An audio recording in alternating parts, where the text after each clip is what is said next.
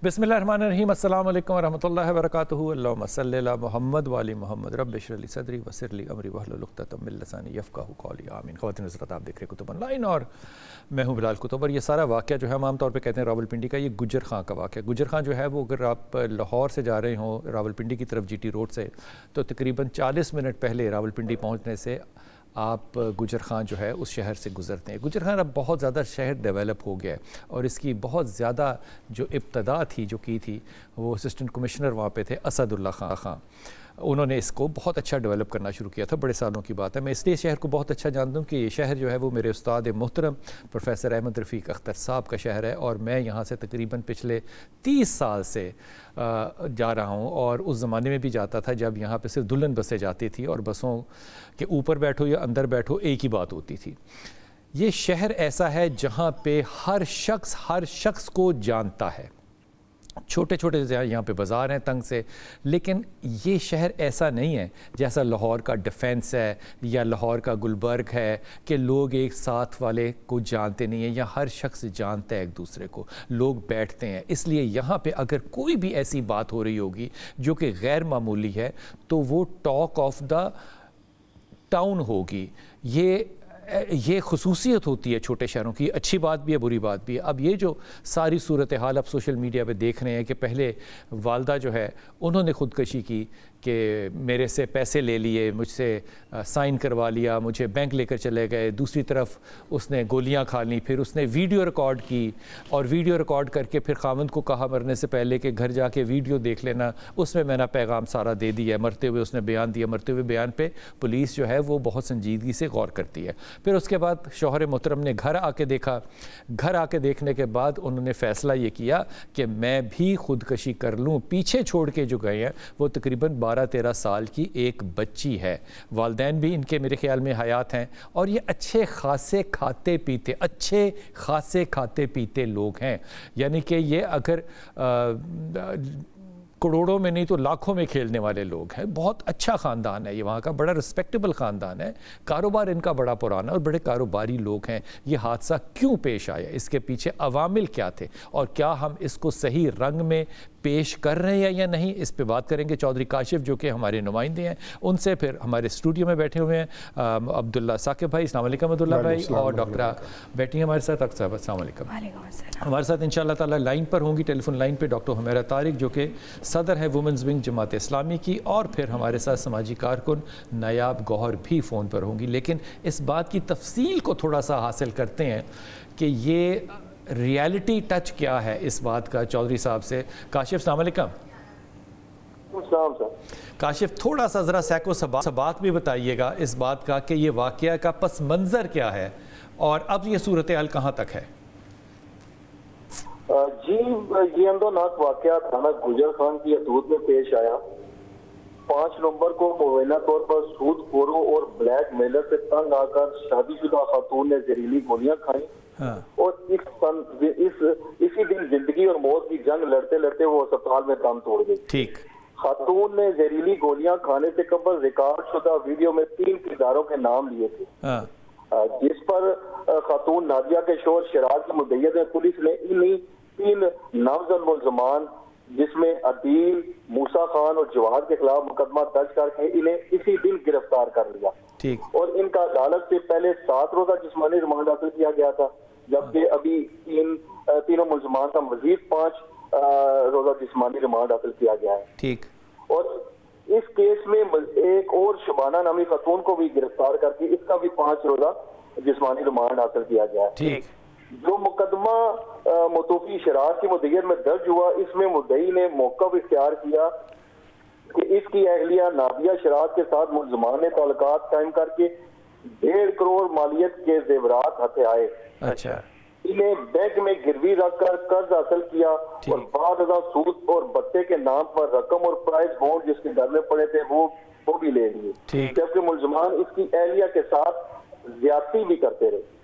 अच्छा। इस वाक़े का जो वज़ीर आला मरियम नवाज ने भी नोटिस लिया और इंक्वायरी रिपोर्ट तलब की, जिस पर CPO रावलपिंडी ने SSP इन्वेस्टिगेशन की सरबराही में टीम तश्कील की और इंक्वायरी सरबराह ने गुजर खान आकर خود تمام معاملے کی انکوائری کی. اس انکوائری میں مدعی مقدمہ شراز اور اس کی 11 سالہ بیٹی کا بیان بھی لیا گیا تھا اور انہیں تسلی دی گئی کہ مقدمے کی میرٹ پر تفتیش عمل میں لائی جائے گی. تاہم اس انکوائری کے ایک دن بعد مدعی مقدمہ نے بھی خودکشی کر لی اور اس خودکشی کی وجہ سے مدعی مقدمہ نے خودکشی سے قبل ریکارڈ کی گئی ویڈیو میں یہ بتائی کہ ملزمان باثر ہیں اور مجھے انصاف ہوتا ہوا نظر نہیں آ رہا. پولیس ملزمان کے ساتھ ملی ہوئی ہے.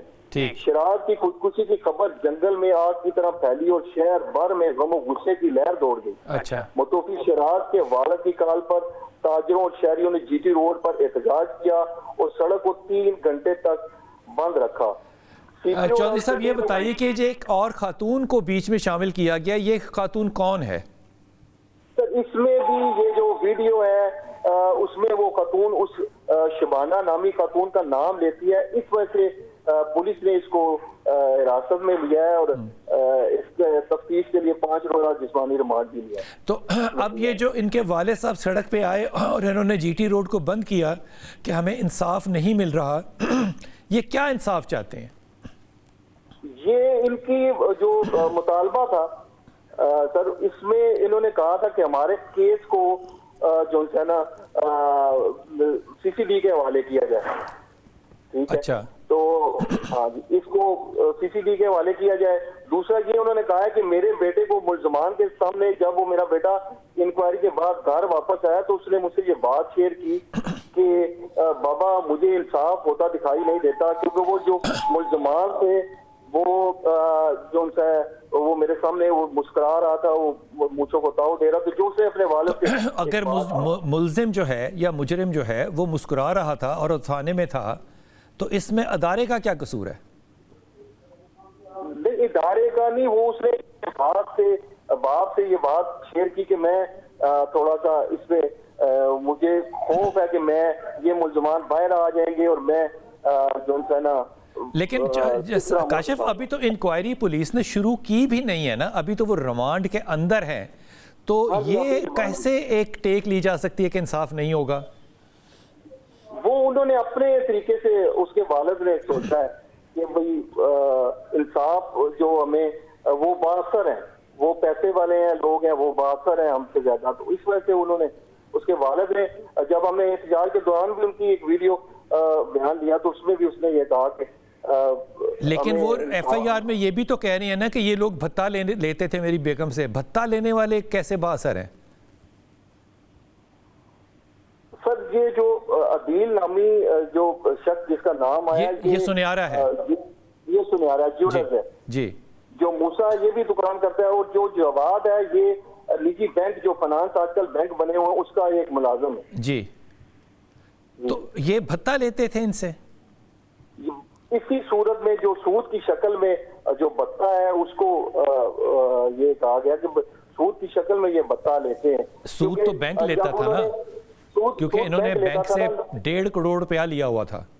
جی جی بینک سے لیا ہوا تھا، تو 1.5 کروڑ روپے پہ وہ پیسے مانگتے تھے بینک والے. جی جی تو وہ تو بینک ایک قانونی چیز ہے نا، بینک نے سود لینا ہے، سود پاکستان کے اندر بینک لیتا ہے. تو اس میں بھتے کا قانون کیسے آ گیا، یا ادارے کیسے ہو گئے کہ یہ انصاف نہیں کر رہے؟ یہ بلیک میل کرتے تھے سر اس کو نا، بلکہ یہ بلیک میل کرتا تھا. یہ جو جواب تھا اس نے بھی اس کو کوئی بونڈ اور یہ کہ میں آپ کی خامد کو بتا دوں گا، وہ طلاق کے ڈر سے ڈرتی رہی. خامد کو کیا بتا دوں گا؟ خامد کو کیا بتا دوں گا؟ کہ اس نے قرضہ لیا ہوا ہے، اس نے سونا گروی رکھا ہوا ہے شاید. ہاں جی اچھا، بہت شکریہ چودھری صاحب، بہت شکریہ کاشف بھائی، بہت شکریہ. ڈاکٹر حمیرہ ہمارے ساتھ ہیں. ڈاکٹر حمیرہ بہت شکریہ. السلام علیکم. جی وعلیکم السلام. ڈاکٹر صاحبہ آپ نے یہ سارا واقعہ گجر خان والا جو ہے یہ آپ کی نظر سے سوشل میڈیا سے ضرور گزرا ہوگا، مین سٹریم میڈیا نے بھی اس کو خبر کی ہے. پہلے تو آپ یہ فرما دیجئے کہ آپ کی اس پہ ٹیک کیا ہے کہ بیوی نے بھی ریکارڈ کر دیا اپنا میسیج اور خودکشی کر لی، شوہر نے بھی ریکارڈ کر لیا اور خودکشی کر لی. معاشرے کے پس منظر میں دیکھیں، اگر اداروں کو چھوڑ بھی دیں تو آپ اس واقعے کو کس طرح سے دیکھیں گی کہ یہ ایک اسلامی ریاست میں کس طرح کے واقعات ہونے شروع ہو گئے؟ محترم بھائی بہت شکریہ. واقعہ صرف یہ نہیں بلکہ اگر اس واقعے کے ساتھ ملتے جلتے واقعات کو ذہن میں لائیں تو بے شمار اس طرح کے حادثات ہیں جو ہمارے اس معاشرے کے اندر جنم لے رہے ہیں جس کو ہم نے لا الہ الا اللہ کے نام پہ حاصل کیا تھا. بہت ہی محترم بھائی، اصل مسئلہ یہ ہے، سب سے پہلی بات تو میں یہ کہوں گی کہ اللہ سے وعدہ کریں اور وفا نہ کریں تو اس کا نتیجہ تو بہرحال نکلنا ہوتا ہے. اس قوم نے اپنے اللہ سے وعدہ کیا تھا کہ ہم نے لا الہ الا اللہ کے نام پر ہم یہ ملک حاصل کر رہے ہیں، مگر آج تک وہ وعدہ وفا نہیں ہوا. دوسری بات یہ کہ ہم ایک بات بہت کہتے ہیں کہ دیکھیں فلاں ملک یورپ اور یہ وہ ترقی کر گئے اور وہ تو دین اسلام پہ نہیں ہے. خدا قرآن میں یہ کہتا ہے کبر مقتا عند اللہ ان تقولوا ما لا تفعلون. ہمارا مسئلہ یہ ہے کہ ہم لا الہ الا اللہ پر ایمان رکھتے ہیں مگر ہم کرتے کچھ اور ہیں اور کہتے کچھ اور ہیں. جب ہمارے نظریہ کوئی اور ہو، عمل کچھ اور ہو، منافقت ہو، تو وہ کوئی بھی سوسائٹی ترقی کرنے کی بجائے تنزلی کی مختلف راہیں ڈاکٹر صاحب اس میں اس سارے واقعے میں حادثہ جو آپ کہہ رہی ہیں وہ کیا ہے اور منافقت کس نے کی ہے؟ مین حادثہ اصل میں جو مین حادثات کی وجہ ہے وہ سب سے پہلی بات یہ کہ سوسائٹی میں نہ تو گھروں کے اندر کوئی تربیت کا سسٹم ہے، نہ اداروں کے اندر کوئی تربیت کا سسٹم ہے، اور نہ ہی میڈیا کے اندر کوئی تربیت کا سسٹم ہے. دیکھیں یہاں اگر آپ ڈیپتھ میں جائیں اس واقعے کی بھی تو بہرحال بات تو ہوگی، ہر طرح پہ ہوگی، فرد پہ بھی آئے گی، افراد پہ بھی آئے گی اور معاشرے پہ بھی آئے گی. اگر وہ جو مین اخلاقیات ہیں اور وہی چیزیں جو سنسیئرٹی ہے، اخلاص ہے، وہی چیزیں نہیں سکھائی جائیں گی، کہاں کون سا جھوٹ تھا، کہاں کون سا سچ تھا، اور کہاں پیسے کی دوڑ اور لالچ تھا. معاشرے کے اندر جتنی چیزیں غلط بڑھ رہی ہیں اور اصل اخلاقیات جو ہیں وہ ڈیمیج ہو رہی ہیں، پھر حادثہ ایک نہیں، پھر وہ حادثات بہت سارے حادثات جو ہیں وہ اس سے رونما ہوتے ہیں. آپ پچھلا پروگرام آپ نے ایک اور خواتین کے جو تسلسل کے ساتھ جرائم کا حصہ بننے کی بات سے آپ نے کیا اس موضوع پہ.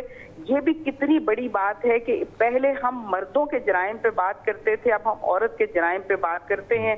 کبھی ہم عورت کی آنر کلنگ پہ بات کرتے تھے، اب ہم یہ بھی سمجھتے ہیں کہ عورت ہی ہر بہت سارے جرائم کا حصہ بن رہی ہے. یہ ایک معاشرے کے تنزل کی، اس کے انحطاط کی ایک بہت ہی ایسی کنڈیشن ہے جس کے اوپر بہت فکر مندی سے سوچنے کی ضرورت ہے کہ اگر عورت بھی مسائل کا شکار ہو، عورت تب بھی مسئلہ ہے، پورا خاندان، بچے، اگلی نسل متاثر، اور عورت پر ظلم ہو تو بھی پورا خاندان. اس سارے واقعے میں تو یہ لگتا ہے کہ اگر عورت خوشحال بھی ہو تو وہ بھی پھر بھی مسئلے کا وہی معاملہ ہے. دیکھیں اینڈنگ کوئی نہیں ہے، خوشحالی کی کوئی اینڈنگ اس لیے نہیں ہے کہ انسان کی اصل بات جو اللہ کے رسول صلی اللہ علیہ وسلم نے فرما دی وہ یہ کہ قناعت، صبر، ایمان کے ساتھ اگر ہو تو وہی انسان کا دل مطمئن کرتی ہے، اور ورنہ تو پھر صرف قبر کی مٹی ہے جو اس کو اس کے حرص اور ہوس کو بھر سکتی ہے، ورنہ کوئی دوسری چیز نہیں ہے. اس لیے اگر خوشحالی بھی ہو، اس پہ قناعت اور صبر، اللہ کا شکر اور رضا کا جذبہ موجود نہ ہو تو پھر حل میں مزید کا مسئلہ چلتا رہتا ہے. ڈاکٹر صاحب آپ مجھے ایک بات بتائیے کہ جب ہم کہتے ہیں کہ ہم نے تربیت کرنی ہے، اخلاقی تربیت کرنی ہے، اور اس کی ایبسنس کی وجہ سے ہمارے بہت سے زوال جو ہیں وہ ہو رہے ہیں، تو جس ملک میں اگر میں عمر خطاب کی اگزامپل دوں ان کے کپڑوں کی کہ عمر خطاب جو ہیں وہ اکاؤنٹیبل ہیں، اور ٹاپ رینک علماء کرام جو ہیں وہ کہیں کہ یہ مثال نہیں دی جا سکتی سیاسی طور پہ یا ریاستی طور پہ پاکستان کے اندر، تو مجھے بتائیے کہ اسلام قائم کس نے کرنا ہے؟ سیاست دانوں نے، علماء اکرام نے، یا میرے جیسے لوگوں نے؟ کس نے کرنا ہے اسلام قائم؟ دیکھیں سب سے بڑے ذمہ دار کسی بھی ریاست کے اندر دو گروہ ہوتے ہیں، ایک دانشور طبقہ اور دوسرے علماء. جی، علماء دانشور طبقہ نہیں سمجھتی آپ؟ نہیں، میں اس لحاظ سے نہیں سمجھتی کہ ہم اس کو دو کیٹاگرائز کرتے ہیں. اچھا. اس لیے کہ دانشور ہم اس لحاظ سے کہتے ہیں کہ چلیں انہیں دین دنیا دونوں چیزوں کا علم ہو. اچھا. اب اگر جسے دین اور دنیا دونوں کا علم نہیں ہے اسے ہم عالم تو کہتے ہیں، لیکن ہم اسے دانشور اس لیے نہیں کہتے کہ اس کے پاس دین کا علم تو ہے مگر اسے دنیا کے علوم اس سے واقف ہی نہیں ہے. لیکن جس کے پاس دین اور دنیا دونوں علم و اصل دانشور وہی ہے. اس لیے کہ اکیلا جدا ہو دین سیاست سے تو رہ جاتی ہے چنگیزی. اصل دانشوری وہی ہے کہ جہاں پر دین اور دنیا دونوں کا علم ہو. اور یہ دو مین پلرز ہیں کسی بھی سوسائٹی کو اٹھانے کے لیے. اگر عالم دین یہ کہہ دے کہ اس کے لیے حضرت عمر بن خطاب رضی اللہ تعالیٰ عنہ کی مثال یہاں نہیں, تو میرا خیال اس پہ انا للہ تو پڑھ ہی لینی چاہیے. لیکن اصل بات یہ ہے کہ ہمارے پاکستان بر صغیر کا وہ علاقہ ہے جہاں اسلام صوفیہ کے ذریعے پہنچا تھا. تو جب تک ہم نے صوفیہ ہی کے اس سسٹم کو لے کر چلنا ہے, دین اور سیاست کو الگ رکھنا ہے, اور ہم یہ سمجھتے ہمارے معاشرے میں یہ بات بہت فریکوینٹلی کہی جاتی ہے کہ بھئی مولوی کا کیا کام ہے سیاست سے, مولوی کا کیا کام ہے معاشرے میں, اس کا کام تو مسجد تک ہے. جب تک دین کو مسجد سے نکال کر سسٹم میں نہیں لائیں گے, جب تک دین کو پورا سسٹم دین کے تحت نہیں کریں گے, اس وقت تک اس معاشرے کے اندر تبدیلی نہیں آئے گی. جج قرآن پکڑ کے فیصلہ کرے, سیاستدان جو ہے وہ قرآن کی روشنی میں حکومت کرے, کیونکہ اللہ نے تو وَأَنْتُمُ الْأَعْلَوْنَ إِن كُنتُم مُؤْمِنِينَ, تو اللہ تعالیٰ نے تو قرآن کو ہمیں سپر پاور بنانے کے لیے بھیجا ہے. ڈاکٹر عمیرہ, آپ نے ایسی خوبصورت باتیں کر دی ہے کہ یقین کیجئے میرے پاس کوئی جواب ہی نہیں ہے سوائے اس کے کہ میں آپ کا حوالہ دے کے یہ باتیں لوگوں کو کہوں گا کہ دو سٹرکچر ہوتے ہیں, ایک انٹلیکچوئل کا اور ایک عالم مذہبی شخصیت کا. آپ نے بڑی اچھی بات کی, لیکن یہ جو آپ نے بات کی نا کہ معاشرہ کیسے آگے جا سکتا ہے جب تک کہ منصف جو ہے وہ قرآن ہاتھ میں پکڑ کے فیصلہ نہ کرے, تو پھر آپ کی طرف سے تو ہم نہ ہی سمجھیں نا کہ اس ملک میں تو پھر ایسا نہیں ہونے والا. میں بڑا مشکور ہوں, آپ نے ڈاکٹر عمیرہ بڑی خوبصورت باتیں کی اور بڑی کھل کے باتیں کی, صرف اشارتاً باتیں نہیں کی.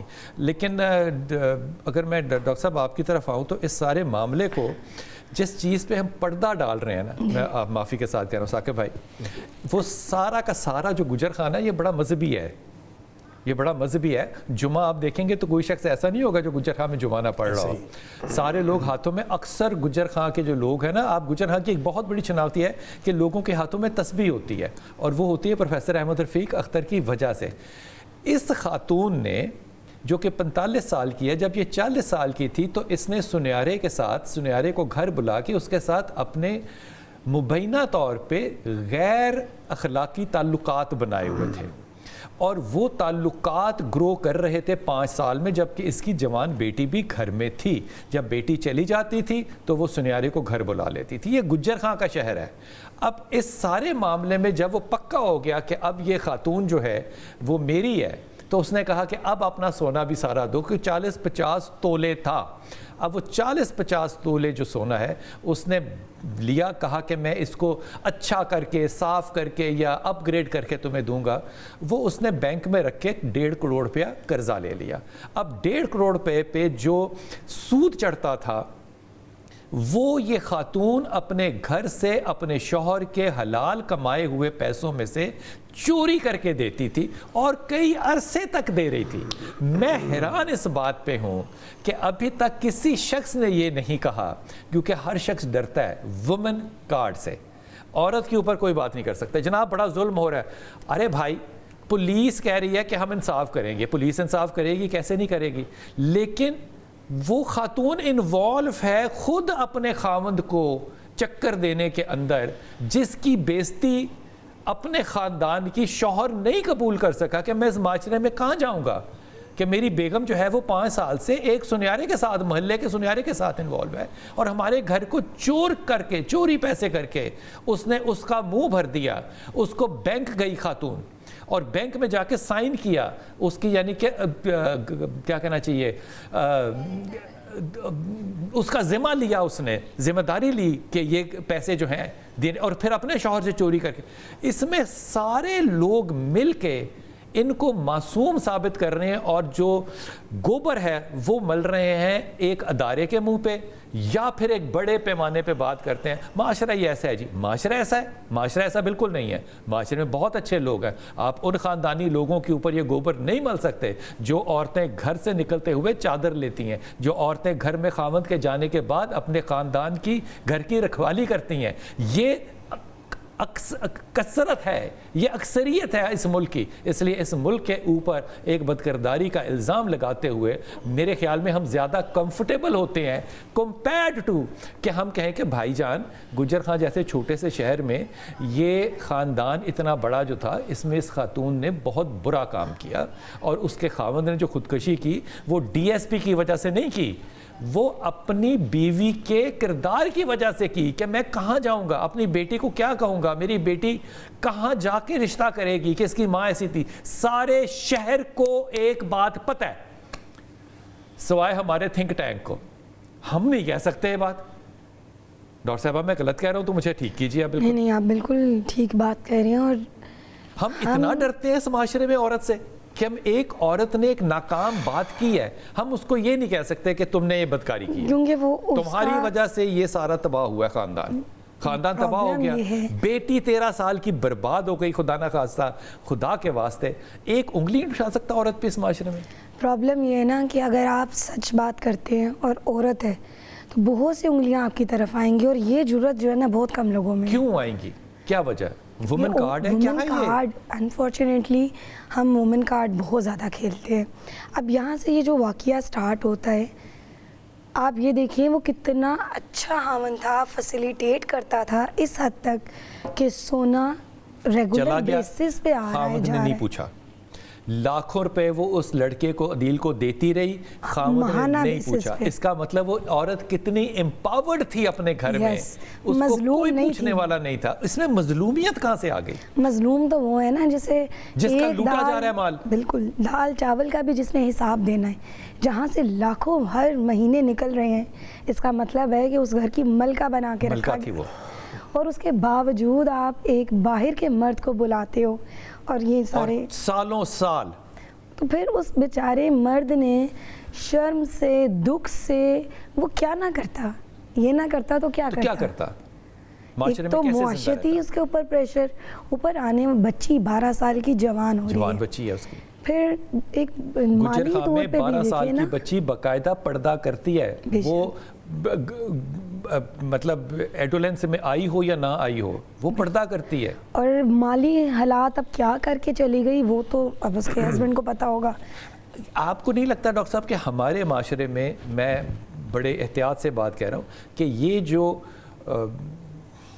کردار ہے, میں کیا اس کو ایوارگی کا لفظ دوں, میں کیا لفظ دوں, بد کرداری کا لفظ دوں, امورالٹی کا لفظ دوں, کیا دوں؟ یہ ہمارے معاشرے میں ان عورتوں کے لیے نہیں ہے جن کے پاس روٹی نہیں ہے, یہ ان عورتوں کے لیے ہے جن کے پاس روٹی زیادہ ہے. یس, اور یہ بہت آسان روٹ بن گیا ہے سر. سب سے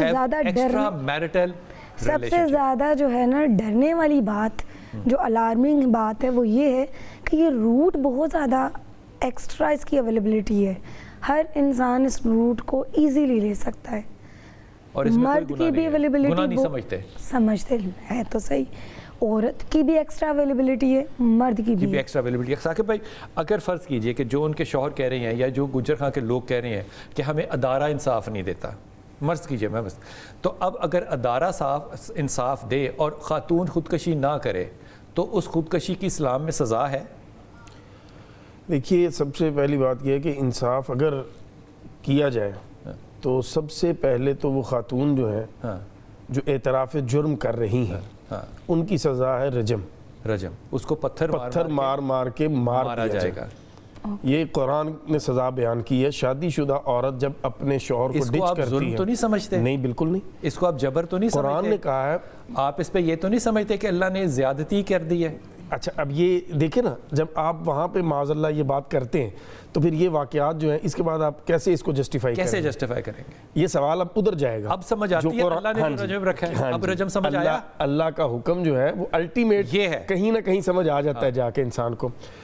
اللہ رب العزت نے قرآن کریم مرد اور عورت دونوں کے لیے جب بیوی اور وہ شوہر کے روپ میں آئے کہا محصنات غیر مصافحات ولا متخذات اخدان, ادھر کہا محسنین غیر مصافحات ولا متخذات اخدان, پاک دامن ہو اور ان کے اس طرح کی یاریاں دوستیاں نہ ہوں. یہ قرآن نے پابند کیا شوہر کو بھی عورت کو بھی، شوہر کرے وہ بھی اسی درجے برا ہے، خاتون کرے وہ بھی اسی درجے بری ہے. کیوں؟ جب آپ نے نکاح کیا ہے تو نکاح میں دراصل آپ نے اپنے آپ کو ایک دوسرے کے سپرد کر دیا ہے، حوالے کیا ہے. اب آپ نہیں رہے، اب آپ اس کے ہیں اور وہ آپ کا ہے. اچھا، یہ جو جتنے معاملات ہیں نا، اس سارے کو یہ خیانت ہے اور بدترین خیانت، اور گھر میں بیٹھ کے خیانت یعنی ہے. رسول رحمت صلی اللہ علیہ وسلم نے فرمایا نا جسم کی خیانت ہے، مال کی خیانت ہے، اعتماد کی یعنی خیانت ہے. بیوی جو ہے اس کے یہ ذمہ ہے شوہر کے مال کی رکھوالی، اس کے گھر کی رکھوالی، اس کے بستر کی رکھوالی. ثاقب بھائی، یہ سارا معاشرہ کدھر جا رہا ہے؟ ہم عورت کو جو اللہ نے رجم کے لیے کہا اس کو پروٹیکٹ کر رہے ہیں. میں آپ کو بتاتا ہوں، اور کہہ رہے ہیں ادارے انصاف کریں. میں آپ کو بتاتا ہوں اللہ نے انصاف کر دیا. ہے کیا اصل یہ ہے کہ وہ جو میم نے بات کی نا ڈاکٹر صاحبہ نے، ہم ہیں خواہشوں کے غلام. بالکل، اللہ کے غلام نہیں ہے. اسلام کا وہ حکم جو ہے نا جس کو پوری دنیا میں یہ امتیاز ہے دین اسلام کا، موت، فکر آخرت، ہم نے اسے انڈر دا کارپٹ کر دیا اور خواہشوں کی غلامی میں ہم دوڑے چلے جا رہے ہیں اور اس کا انجام جو ہے وہ اسی طرح کا بھیانک ہے. یہ انجام اسی طرح کا بھیانک ہے، لیکن یہ فیسلٹی مرد نہیں ہے اصل معاشرے میں. ایک شادی شدہ مرد اپنی بیوی کے ہوتے ہوئے، اپنی بیٹی کے ہوتے ہوئے، اپنے ماں باپ کے ہوتے ہوئے گھر کے اندر خاتون کو لے آئے نا، تو یقین کیجئے اس کو وہ جوتے محلہ مارے کہ آپ جتنے سوچیں وہ کم ہے. بالکل ایسے ہی. لیکن شوہر کے جاتے ہی گھر سے، کیونکہ وہ رات کو 8-9 بجے آتا تھا، صبح 8-9 بجے جاتا تھا، خاتون گھر بلا رہی ہے، معاشرہ خاموش ہے. معاشرہ کیوں خاموش ہے اس بات پہ؟ کیونکہ اس معاشرے میں کسی خاتون کے بارے میں کوئی بھی ایسا لفظ استعمال کرنا جو ہے وہ ایکسیپٹیبل نہیں ہے. اگر یہ کہا جائے کہ اللہ نے رجم کی سزا دی ہے ایسی خاتون کو، تو یہ آپ کو برا لگے گا کہ آپ خاتون کے بارے میں بات کریں. اچھا، اللہ کے حکم کے بارے میں بات نہیں آپ کریں گے، خاتون کے بارے میں بات کریں گے کہ ادارہ دے اس کو انصاف. ادارہ انصاف دیتا تو ادارہ اگر شریعت کے پابند ہوتا تو وہ یہ رجم کی سزا دیتا، پھر کیا آپ کو قبول ہوتی؟ یہ معاشرہ کردار میں عورت کے حوالے سے جس زوال میں جا رہا ہے، میں دلی طور پہ اس پہ دکھی نہیں ہوں، میں شرمندہ ہوں. کیونکہ میں سوچ نہیں سکتا تھا کہ ہمارے معاشرے میں چلیں آپ الیٹ کلاس میں یہ تہمت لگاتے ہیں کہ جناب وہ فلاں پارٹیاں کرتے ہیں، وہ ہیلووین کرتے ہیں، وہ فلانا کرتے ہیں. یہ تو گجر خان ہے، اس کے اندر تو نماز روزے کی پابندی آپ سوچ نہیں سکتے کہ کتنی ہے. بچی گھر سے باہر نکلتی ہے تو اس کے دوپٹہ سر سے چادر جو ہے وہ اترتی نہیں ہے. مسجدیں یہاں پہ بھری پڑی ہیں، تسبیحاں لے کے شہر میں لوگ پھر رہے ہیں، اور گھر بلا کے آپ زناکاری کریں، پیسے لٹائیں، اور اس کے بعد آپ کہیں کہ مجھ سے بھتہ مانگا جا رہا ہے. یہ بھتے کے اوپر ذرا بات کرتے ہیں، ذرا واپس آئیے. بسم اللہ الرحمن الرحیم. ڈاکٹر حمیرہ طارق ہمارے ساتھ ہیں. ڈاکٹر صاحبہ، بہت ہی عاجزی سے میں یہ بات کہہ رہا ہوں آپ سے، جس گھر میں خواتین جو ہیں وہ ڈومیسٹک سروس لینا شروع کر دیں اس طرح سے کہ باہر کے لوگ گھر بلائیں اور ان کے ساتھ تعلقات بنائیں، اور شہر بھی چھوٹے ہوں، اور پھر اس گھر کے اندر ساس سسر بھی زندہ ہوں، اور اس گھر میں آپ کی بیٹی بھی ہو، اور اس گھر میں آپ کا شوہر موجود نہ ہو، تو مجھے پہلے آپ دونوں یہ جواب دے دیں کہ یہ کس معاشرے کی ہم بات کر رہے ہیں؟ یہ یورپ کی بات کر رہے ہیں؟ یہ ادھر ہی ہمارے ہی معاشرے یورپ میں ہو سکتا ہے یہ ڈاکٹر؟ مجھے تو لگتا ہے ہم پاکستانی شاید بہت ہی آگے نکل چکے ہیں. کہاں چلے گئے آپ؟ اصل میں یورپ والے نان مسلم ضرور ہیں لیکن وہ خائن نہیں، ان کے کچھ خائن نہیں ہے. ہم خائن ہیں، خیانت کرنے والے ہیں، وہ خیانت نہیں کرتے. یہ بات آپ کی صحیح ہے، خیانت نہیں کرتے. ہم سمجھتے ہیں کہ ہمیں لائسنس ملا ہوا ہے، لا الہ الا اللہ محمد رسول اللہ، اشہد ان لا الہ الا اللہ واشہد ان محمد عبدہ ورسولہ. یہ لائسنس ہے، جو مرضی کریں. ہم یہ بات کیوں کرتے ہیں؟ جیسے کہ ڈاکٹر حمیرہ نے کہا کہ ہم کیونکہ لا الہ پہ آیا اور لا الہ ہم نے قائم نہیں کیا. یہ لا الہ اس وقت دنیا میں کہاں قائم ہے جہاں پہ موریلٹی ہو؟ کس جگہ پہ؟ ہم یہ ہوائی بات کرتے ہیں، کیسے قائم کرنا ہے؟ یہ آئیڈیلزم کی یہ بات ہے. آئیڈیل یہی ہے کہ ہم اس نظام کو قائم کریں، آئیڈیل یہ ہے. لیکن اگر آن گراؤنڈ دیکھیں تو آن گراؤنڈ یہ ہے کہ اخلاقی طور پر جتنی گراوٹ اس وقت امت مسلمہ کے ہاں ہے، یہ نان مسلمز میں نہیں ہے. حقیقت یہ ہے. اس کو اب ہم مانیں یا نہ مانیں، حقیقت یہ ہے کہ اس وقت دنیا بھر میں سب سے زیادہ اخلاقی طور پر کمزور جگہ پہ جو کھڑے ہیں وہ ہم مسلمان کھڑے ہیں، جبکہ سب سے زیادہ جو ٹیچر ہیں وہ ہمارے جو ہیں وہ ہمارے ہیں، سب سے زیادہ جو دین کی بات ہے وہ ہم کرتے ہیں، جیسے آپ نے کہا دین پہ اور سیاست پہ گفتگو کرنا ہمارا ٹائم پاس ہے، ہم ہر وقت بات ایسے ہی ہے، لیکن یہ ہے کہ اس کو ہم نے اپنے اوپر اپلائی نہیں کیا۔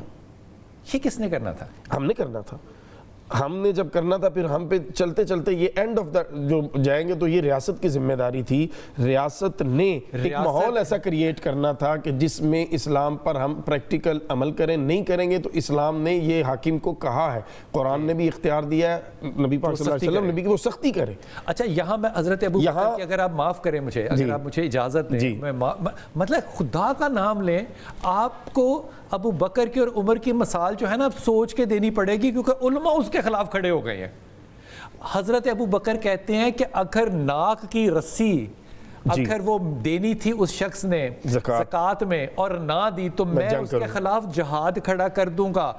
حضرت ابو بکر صدیق کہہ رہے ہیں جو رسول حکم دے کر گئے تھے، اگر زید چلا جاتا ہے اور میرے حالات یہ ہوتے ہیں کہ مجھے یہاں جنگل کے جانور چیر پھاڑ کے کھا جائیں، میں پھر بھی نبی کا حکم کروں گا۔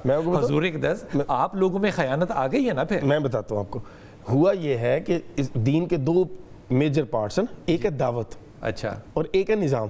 اچھا ہم نے دعوت کو تو پکڑ لیا کیونکہ وہ میٹھا میٹھا کام ہے، دعوت اس لیے پکڑی کیونکہ نظام اس کے مطابق کرنا تھا نا، وہ آسان کام تھا، بستر لوٹا اٹھایا چلے گئے کوئی بھی یعنی ٹھیک ہے۔ اصل چیز تھی جو یہ آپ نے مثال دی نا صدیق اکبر رضی اللہ تعالیٰ عنہ، یہ تھا نظام کا تحفظ، کہ جو نظام دے دیا میرے رسول صلی اللہ علیہ وسلم نے، میں اس سے ایک انچ آگے پیچھے نہیں ہونے دوں گا۔ نظام یہ کہہ رہا ہے آپ کا پاکستان میں نام آج ہے 2025 میں، نظام یہ کہہ رہا ہے کہ آج حضرت عمر خطاب مسجد میں کھڑے ہوں اور 50 سال سے ان کو کسی نے نہیں پوچھا کہ ان کی چادر جو ہے وہ دوسری کہاں سے آئی، تو 51 سال میں پوچھنے کی کسی کو اجازت نہیں ہونی چاہیے۔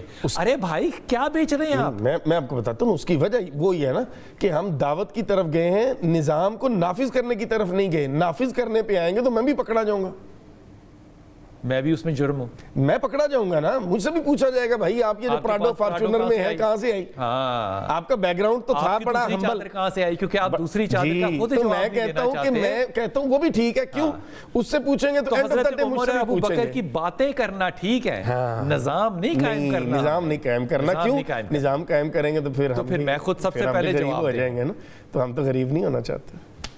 میں یقین کریں میں اس بات پہ نا، یہ شرمندگی سے میں کہہ رہا ہوں، ہمارے ساتھ ہیں ڈاکٹر فمیرا، اوکے، میں جماعت اسلامی کے ایک صدر تھے، میں اور وہ کراچی سے آ رہے تھے، میں اور وہ لاہور سے کراچی جا رہے تھے، کراچی راستے میں ہم بیٹھے ہوئے تھے، سر ٹوپی سیدھی نہیں پہنتے تھے، تو کراچی اترے تو میرے پاس ادارے کی گاڑی آ گئی، تو حضرت کھڑے تھے وہاں پہ، یہ میں بتا رہا ہوں نظام اسلام کا دوسرا حصہ۔ تو میں نے کہا حضرت میں آپ کو چھوڑ دوں، انہوں نے کہا نہیں میری گاڑی آ جائے گی، تو ان کی جو گاڑی آئی نا وہ گاڑی تھی جو کہ پاکستان میں سب سے زیادہ لوکلی بننے والی چھوٹی گاڑیوں میں سے ہے، اور وہ ماڈل تھا 1991 کا، اللہ اکبر، ٹھیک۔ اور وہ جب گاڑی آ کے کھڑی ہوئی اور ڈاکٹر صاحب کو حضرت کو بیٹھنا ہوا اس میں، تو وہ گاڑی سٹارٹ نہ ہو۔ اب یہ سین ذرا سوچئے کہ وہ جماعت کا صدر سربراہ باہر نکل کے بلال قطب جیسے ایک ہلکے انسان کے ساتھ گاڑی کو دونوں دھکا لگا رہے ہیں، اللہ اکبر، اور پھر گاڑی چلی اور وہ تشریف رکھے، وہ میرے ساتھ گاڑی میں بھی نہیں بیٹھے کہ نہیں میری اپنی گاڑی آ جائے گی۔ اور بھائی خدا کا واسطہ ہے، اس ملک میں اچھے لوگ ہیں موجود، اس ملک میں وہ لوگ موجود ہیں جو کہتے ہیں وہ کرتے بھی ہیں، اس کی مثالیں آپ کو سینکڑوں دی جا سکتی ہیں، لیکن کسی غلط بات کو جسٹیفائی کرنا اگر علماء کرام شروع کر دے اس لیے کہ حکومت کے اندر ان کو اپنی سے رکھنی ہے، تو یہ ضلالت بہت زیادہ ہے۔ ڈاکٹر حمیرہ، آپ کو لگتا ہے کہ ڈاکٹر حمیرہ بھی ہمارے ساتھ نہیں ہے، ڈاکٹر طاہرہ یہ بتائیے کہ آپ کو لگتا ہے کہ یہ جو وومن کارڈ تھا یہ 20 سال پہلے ہم نے کھیلنا شروع کیا، ہلکا ہلکا سا. پھر 10 سال پہلے ہم نے اس کو سوشل میڈیا پہ بھی کھیلنا شروع کیا اور مین اسٹریم میڈیا پہ بھی کھیلنا شروع کیا. پھر ہم نے سڑکوں پہ وومن کارڈ جو ہے وہ لے کر ہم آئے اور ہم نے مارچیں بھی شروع کی. آج یہ وومن کارڈ جو ہے عورت کو کس راستے پہ لے گئی؟ اس کو کہتے ہیں بلیف ریفارمیشن. Belief reformation. جب آپ نے کسی معاشرے کا سوچ کا نظریہ بدلنا ہے تو آپ یہ چیزیں پینیٹریٹ کرتے ہیں ڈفرینٹ جو ہے پلیٹ فارم کے ذریعے. آل آف سڈن آپ چینج ڈفرینٹ نہیں پلیٹ فارم سے مراد ہے ڈفرینٹ این جی اوز کے ذریعے ڈفرینٹ لوگوں کو ڈفرینٹ اداروں کو آپ انوالو کرتے ہیں.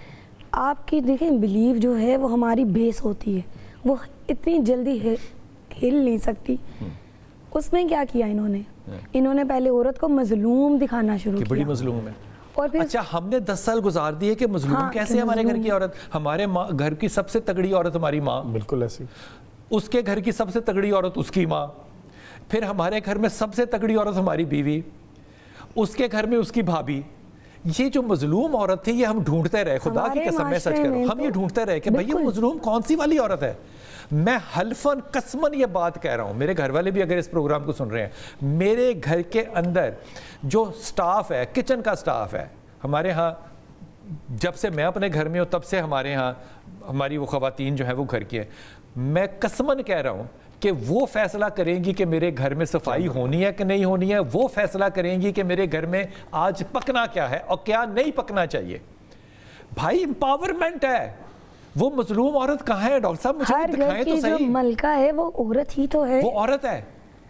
آپ دیکھیں عورت سے ماں کے روپ میں بھی تو عورت ہی ہے نا, جس سے ہم پوچھ کے فیصلے کریں. بہن کے روپ میں, بیوی کے روپ میں, بیٹی کے روپ میں عورت کو مجھے پروٹیکشن ایمانداری سے بتائیے, آپ شادی شدہ ہیں, بالکل, خدا کی قسم مجھے ڈاکٹر صاحب یہ بتائیے کون سا باپ ہے, ثاقب مجھے بتائیے, جو اپنی جوان بیٹی کے آگے کھڑا تڑ کے ہو سکتا ہے؟ نہیں ہو سکتا نا. ہم کیوں نہیں مانتے ان باتوں کو؟ ہمارے اس معاشرے میں عورت طاقت کا سرچشمہ ہے, ہم نے اسے مظلوم بنا دیا. سوری ٹو سے عورت کو نا پروٹیکشن دیتے دیتے عورت کا ہی دوپٹہ کھینچ لیا گیا. آئے ہائے ہائے, اور اس کو ہم ماڈرنزم کہتے ہیں. ہائے ہائے ہائے ہائے یار, کیا جملہ کیسا کہ بالکل ایسی, دل کو چیر دیا اس بات نے یار. حقیقت ہے یہ, اس بات نے ڈاکٹر کی میرے کو چیر دیا کہ ہم نے اس کو تحفظ دیتے دیتے معاشرے میں اسی کا دوپٹہ چھین لیا. یہ دوپٹہ واپس کیسے کریں گے؟ واپس آئیں گے تو اس پہ بات کریں. بسم اللہ الرحمن الرحیم. میں اس بات پہ بہت سختی سے اس بات پہ یقین کرتا ہوں, اور میں بات جو ہے وہ بہت دفعہ کہہ چکا ہوں اور بہت ادب کے ساتھ کہہ چکا ہوں کہ ہمارے قانون ساز جب قانون بنا رہے ہوتے ہیں تو ان باتوں کو اس چیز کا ظرف ہی نہیں ہوتا, ان کو عقل اور شعور ہی نہیں ہوتا کہ ان کی بات جو ہے وہ کس دور جا کے 20 سال بعد کیا اثر لے کر آئے گی. ہم نے اس بات پہ بھی پروگرام کیا تھا کہ یہ جو ٹیبل کرنا چاہ رہے ہیں کہ جناب عورت کے اوپر اگر خاوند کو وہ ٹینشن دے دے گا یا خاوند کو وہ کہے گی جی خاوند سے مجھے پریشانی ہوئی ہے تو وہ عدالت جا سکتی ہے, آپ سوچ سکتے ہیں کہ اس کے 20 سال کے بعد جو ہے وہ آپ کے ہاں کیا کلچر ڈیولپ ہوگا. میں چند لمحے میرے پاس, میں ایمانداری سے کہہ رہا ہوں, حلفاً کہہ رہا ہوں, دیکھ کے کہہ رہا ہوں اور اس کا تجربہ رکھتا ہوں. خاتون جو ہے وہ بہت برا کام کر کے رات کو آئی, اس کی بیٹی جو ہے وہ کانوینٹ آف جیسن میری کا یونیفارم پہن کے میری ڈرائنگ روم میں بیٹھی ہوئی, وہ بندی مجھے اپنا واقعہ سنا رہی ہے. میں نے اس کو کہا کہ تم حیا کرو, تمہاری بیٹی سامنے بیٹھی ہوئی ہے. اس عورت نے, میں یہ 15 سال پرانی بات کہہ رہا ہوں, اس بندی نے میرے منہ پہ کہا, اس نے کہا میں نے کیا کیا جو آپ مجھے یہ کہہ رہے ہیں. اللہ اکبر. اس کے مجھے 15 سال پہلے اس بات کا احساس بھی نہیں تھا کہ وومن کارڈ کوئی چیز ہو سکتی ہے. لیکن جس معاشرے میں ثاقب برائی نہ رہے تو اس معاشرے میں سنیار کو گھر بلا کے 50 تولے سونا دینا, اس کے ساتھ بینک جانا, اس کو 1.5 کروڑ روپیہ لے کر دینا اور اس کے بعد کہنا کہ مجھے بھتہ مانگتا ہے, یہ کارڈ ہے. بالکل ایسے ہی. آپ نے راستہ دکھایا, آپ نے خود اپنے گھر کی جو سیکیورٹی تھی, 4 دیواری تھی, اسے خود بریچ کیا. آپ نے خود اپنے لیے اس راستے کو چوز کیا جس کو اللہ اور اللہ کے رسول صلی اللہ علیہ وسلم نے آپ کے لیے حرام قرار دیا تھا, اور اینڈ بھی پھر آپ نے حرام پہ کیا خودکشی کر کے. حرام ابتدا اور حرام اینڈ ہو گیا. بیچ میں ہمارے لیے میسیج یہ چھوڑ گیا, یہ سارا واقعہ جو ہمارے بچے نوجوان دیکھ رہے ہیں, ایون شادی شدہ فیملیز جو ہمیں سن رہی ہیں, یہ پیغام چھوڑ گیا کہ اگر آپ باعزت سروائیو چاہتے ہیں تو جسٹ اس کے لیے ایک ہی راستہ ہے, اللہ اور اللہ کے نبی صلی اللہ تعالیٰ علیہ وسلم کا حکم سمجھ آئے نہ آئے اس پر سختی سے کاربند ہو جائیے. یہی وے فارورڈ ہے, یہی نجات. ڈاکٹر صاحب عورت اپنی زندگی کو محفوظ گھر میں کیوں کر رکھے اور کیسے رکھے؟ سب سے پہلے تو یہ ایک چیز جو میں کہنا چاہوں گی, ہر بات ہم اداروں پہ ڈال دیتے ہیں.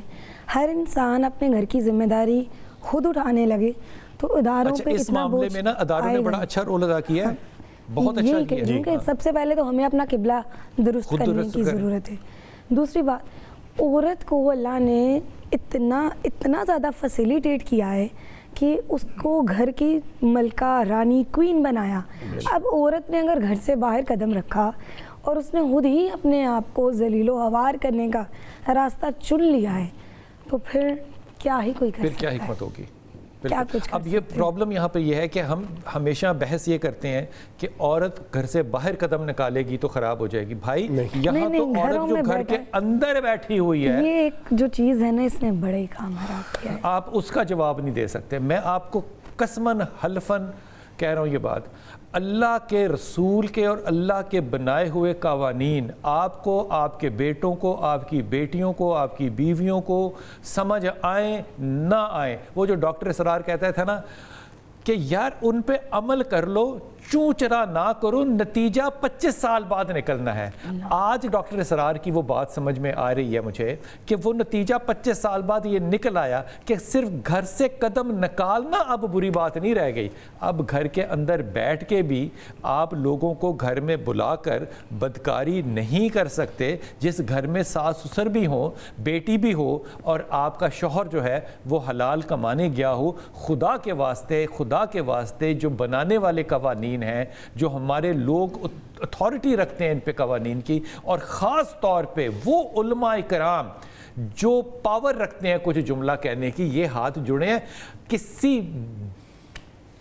میں اس بات پہ کتنا دکھی ہوں کہ حضرت عمر خطاب کی اور حضرت ابو بکر کی مثالیں دینے والے جو ہیں وہ آج اپنی اپنی نشستیں پکی کرنے کے لیے ان مثالوں کو یہ کہہ رہے ہیں کہ 50 سال ہو گئے ہیں, اب مثال دینا کیسے بنتا ہے ابو بکر کی اور عمر کی. ان للہ و انا الیہ راجعون.